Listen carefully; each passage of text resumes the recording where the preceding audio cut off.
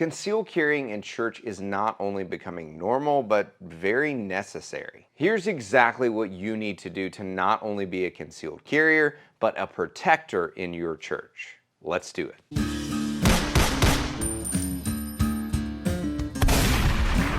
Hey guys, and welcome back to Modern Protector, where we talk about the skills, the tools, and the mindset that you need to protect yourself, your family, and your church. Let's get right into what you need to do to be a solid protector concealed carrying in church. Notice that distinction there. In one of my other church carry videos, I talked about the state laws surrounding church carry, communicating with your pastor, and I even have a full video on setting up a church security team. We're not going to dig into all of that again. So for this video, I'm going to assume that you're following your state laws, you've talked with your pastor, and either you're on a church security team or you're just a concealed carrier who wants to make sure that his church stays safe, which is how every church security team starts. All right, the first thing that you need to do is choose a gun that you shoot well.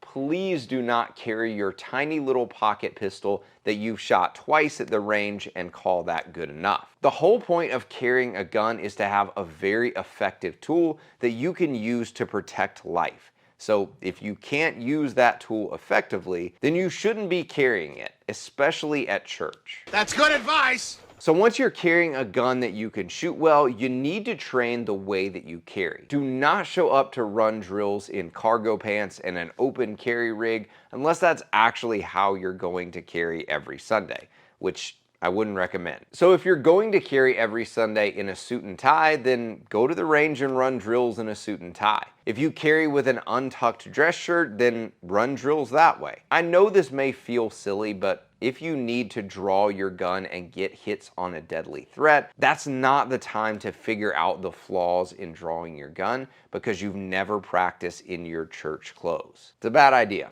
Big mistake. Big. Huge. This is true for individual concealed carriers and covert security teams. The clothes that you train in should be the same type that you wear every Sunday. Be sure to stick around for the last one because most concealed carriers fail in this area. All right, I get a lot of hate for this one, but it is so important. Have high standards for yourself. Whether you're on a security team or you're just a lone concealed carrier, carrying a gun is just not enough. If you ever have to actually use your gun to protect the people in your church, you're not just going to magically turn into John Wick just because you have a gun.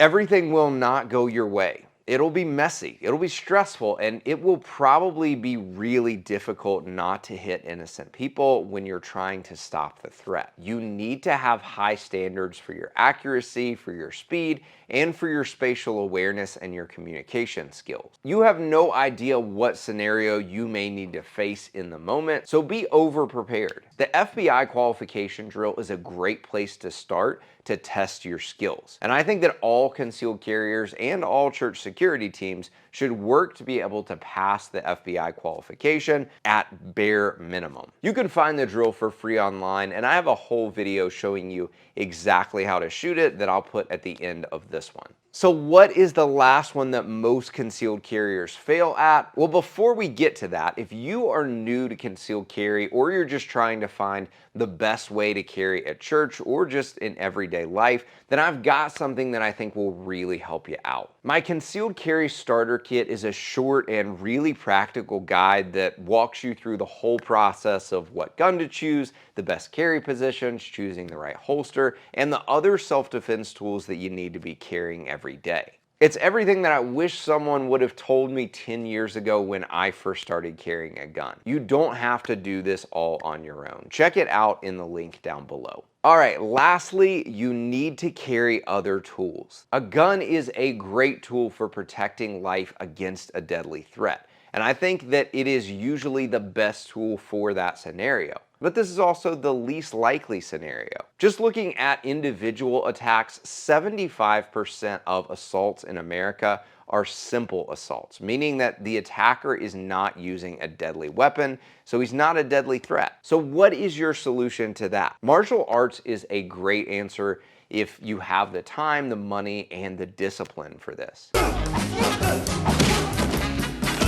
I've dabbled for a bit in jiu-jitsu and Muay Thai, and I feel much more comfortable than I used to in hand-to-hand fighting. But I still carry pepper spray every day because it's such a simple solution rather than having to go hands-on with someone and risk getting hurt. The kind that I carry every day is from POM Pepper Spray, and I've carried POM for almost 10 years now. It's cheap, it clips right in my pocket, and if it keeps me from having to use my gun or take someone to the ground, then it's a win-win.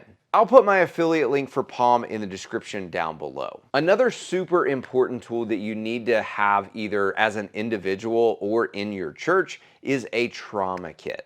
Medical emergencies are way more likely than any type of attack, and if you do have an active shooter and you stop the threat, then you're still gonna have to deal with all the emergency blood loss of those that were injured in the attack. I've got a personal trauma kit from Mountain Man Medical that stays in my car everywhere I go, and my church also has the mass casualty kit from Mountain Man Medical, which I highly recommend if you've got a church over 50 people. I'll put my affiliate link for both of these in the description down below. Being prepared for an active shooter is really important, but being prepared for an angry ex-husband, a hostile drunk, or even the kitchen glass accident or an elderly person falling and hitting their head, these are all more important because they're way more likely to happen.